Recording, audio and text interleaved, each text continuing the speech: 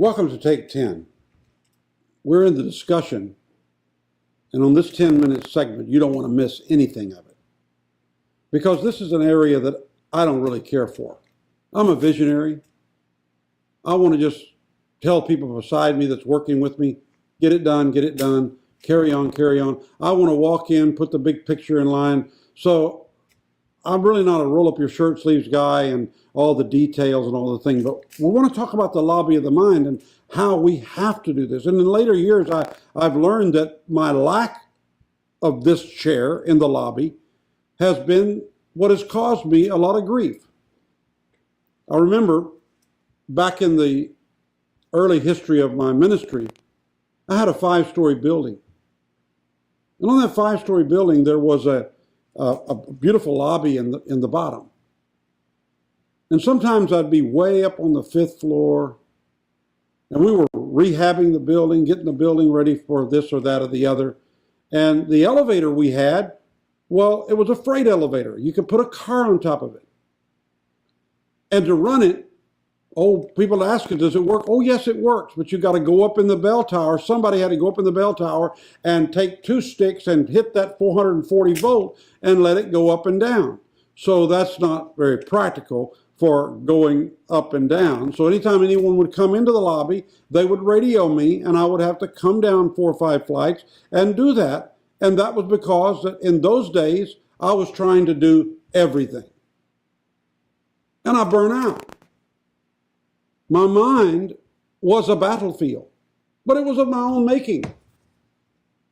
When I put a lobby on my mind was in later years, and I put rules of engagement. People walk into the lobby, they're going to walk into some decisions. Now, not everybody likes to be guarded at the door, but your mind is very important, and I am not primarily speaking to rank and file. I'm speaking to those of you that have been called to lead and to work and to do great things for humanity and for the salvation of souls. You are the principal target. Your mind is where the fountain came. And those of you that are serving high up in an organization, you have the mind of that organization and the focus of that organization on your brain every day. And that's the thing that's an attack.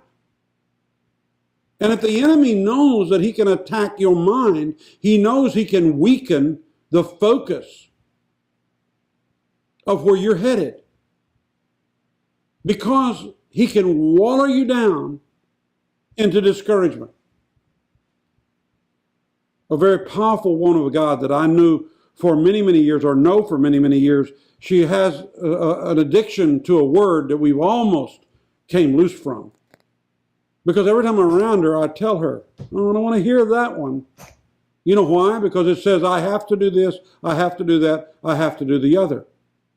No, it's what you choose to do. And if your enemy knows that anytime he wants to stir your mind up and get you full of discouragement with what you haven't done, is just to shove a whole bunch of pressure at you and bulldoze a lot of garbage into your brain, and then you got to deal with it, and you can't deal with what you were focused to do. So here's where we are, and for those of you who may have jumped in, maybe you need to go back and pick up the other segments. But here you are. Your mind, or the mind of the thing that you are progressing, is in the middle of the lobby. The inner mind is where you work with things, you reason things, you dwell on things, or you say, not now, I'm going to sleep. Or not now, I'm going to relax. Some of us have no control over what just keeps going on. I can't get it out of my head. I can't get it out of my head. You don't have any control over that because you haven't set up a lobby and put the focus of your mind out in the center and let it be protected by the furniture that you put in. The number one thing that needs to be at the rear of your mind, and the reason is because the front of your mind is your perception, the way you see a thing. Whatever that focus is put out in the middle of the lobby. It sometimes is a sign over the door. Sometimes it says, well, if it says, Morgan Stanley, you know it's a financial agency. If it says Chase Bank, you know what the focus is on the mind. You're the same way, and the enemy of your mind knows what your focus is and knows whether it is protected or not protected. But he also knows that he can do this to anybody, put discouragement in their path, and it's going to slow down their day. It's going to water out everything. So if you have courage to say, no, not today, not today. You're not going to do this on me today.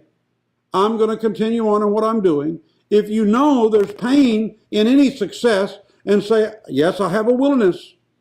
If you know that you're in control because you have a proper relationship with your Lord and Savior Jesus Christ, and you have yielded to Him repetitively in every situation, and you have not blamed others for why you are having this point of distress, whoever the messenger is, whoever is bringing it on behalf of a messenger, that's just to disturb you.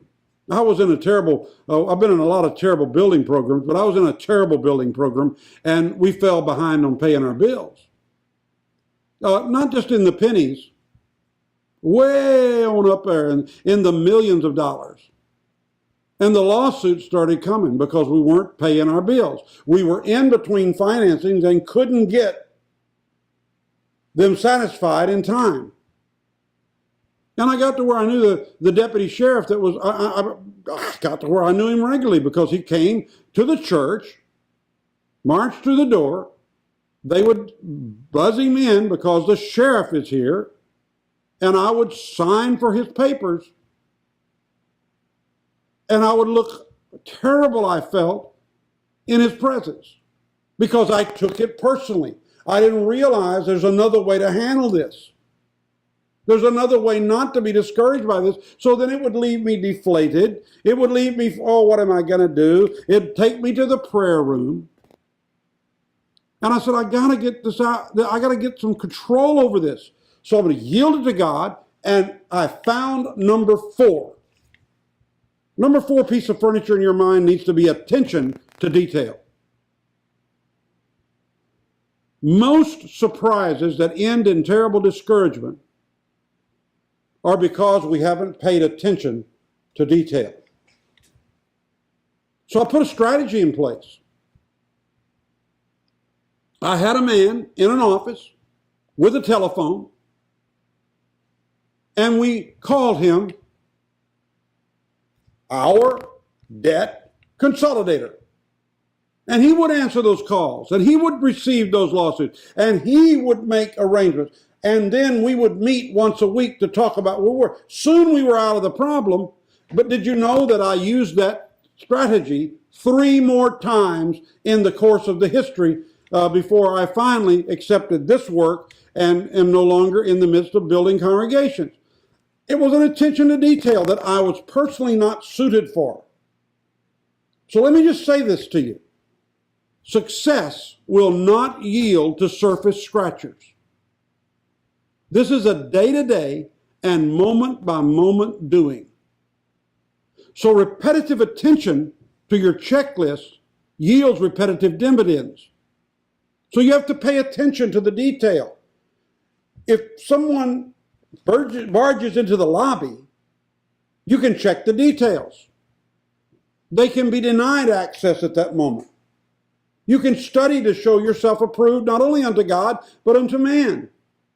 You can keep those that are coming against you. Now, I've given you an extreme representation of my life, but you have things that are hitting you, all kinds of things. But there's a detail system. So set up a checklist. Go through the checklist and keep repetitive attention to your checklist. Even to this day, those that have worked for me and those that are around me, when we start discussing how we're going to get to a certain goal of success, they know I want a checklist.